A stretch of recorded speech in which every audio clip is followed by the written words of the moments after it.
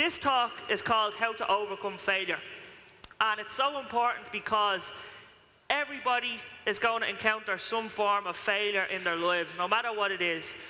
You're going to have a hard time maybe getting the college degree you want, getting the results you want in school.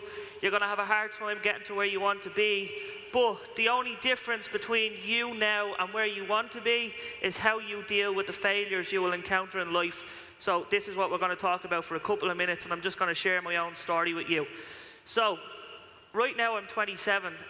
When I was younger, I was a strange little kid. I got bullied quite a bit in school, particularly in primary school, just for being kind of very different to everybody else. I began opening a few businesses when I was 11 years old. I started a sweet shop in the front garden. I used to sell sweets to all the kids on the road. Some of them were out of date, so there was a few people with sore stomachs, but like, don't worry, it was nothing to worry about. We got away with it.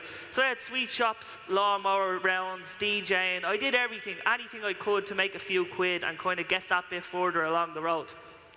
But I absolutely hated school. Is there anyone else like that in the room? Yeah? Some people love it, some people hate it, and that's okay. It's good for some people, it's bad for other people, that's okay. You know, so I didn't really particularly like school because there wasn't anything in there that I wanted to do. So I had a few different interests like business, music, events, media, that kind of thing. But I wasn't 100% sure what I wanted to do with my life. If you're not 100% sure what you want to do with your life, say yes. Yes. And that's okay, guys. It's okay not to know where you want to do. It will come to you eventually. And when it eventually came to me, I knew what I wanted to do was I wanted to go to college, and then I wanted to start a business. It was simple, those two things: go to college, start a business. So those were my goals in life. So I began to kick things off. I decided, right, step one on the plan, I finished school, I'm going to go ahead now and I'm going to pursue this college degree. And it was actually in music technology because I thought that's a similar business to what I'd like to get involved in when I'm older. So I started off by going to Dún Laoghaire Further Education Institute. That was the first step on the ladder to study music production. My parents were really, really proud of me because, like, literally we're the only one. I was the first one in the family to go to college. I'm from a working class background in Finglas. And they were all like, oh my God, Martin's going to college. So it was crazy. First one in the family. However, there was a bit of a problem. After the first year in college, it became evident that this was my attitude. Do just enough, and just enough will be all right. This was the biggest lesson I ever learned. Because what happens is when you do just enough and you don't put everything into what you're going after, you end up failing. And that's what happened to me. At the end of college, got me results. I was like, oh, this can't be good. Yeah, my mom's going to kill me. It wasn't good. I felt really bad. It was one of the lowest points in my life. And I didn't know what to do at that point. So it may not seem such a big deal, but when you're in that, when you are working towards something and you fall on your face, how do you handle it? And this is what I'm asking you. How are you going to handle it when you encounter failure? So when I encountered my first big failure in life, this is what I decided to do. I moved to Belfast for 6 months, okay? I began working on fixing my attitude, my mindset. I was like, why am I doing just enough? What's happening here? I don't want to be held back. I don't want to be a loser. I want to win. So how can I fix that? And whatever I started to do, this is where things began to change. Something just flipped in my head. It was like a magic moment, and it could happen to all of you as well. So I successfully completed a course in music production and promotion. I was putting myself back on track. I was like, I'm going to get this college degree no matter what happens. As part of this course, I spent 2 weeks in London, and life has a funny way of just making things happen. You know, you do things you don't expect. Good things happen from bad things. And while I was over in the UK, this happened. All right, so there we go. Thank you.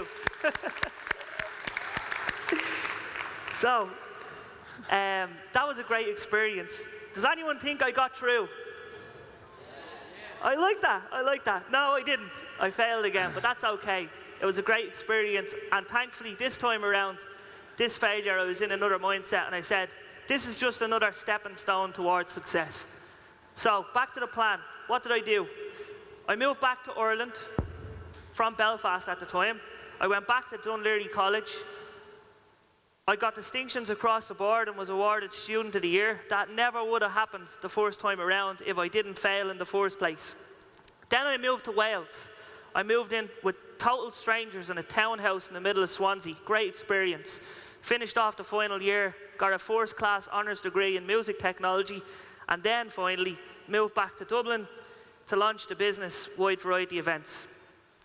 So, opened the business 27th of July 2015. I had zero money, not a penny. People always think that you have to have money to start something, but actually you don't. You just need energy and you need an idea.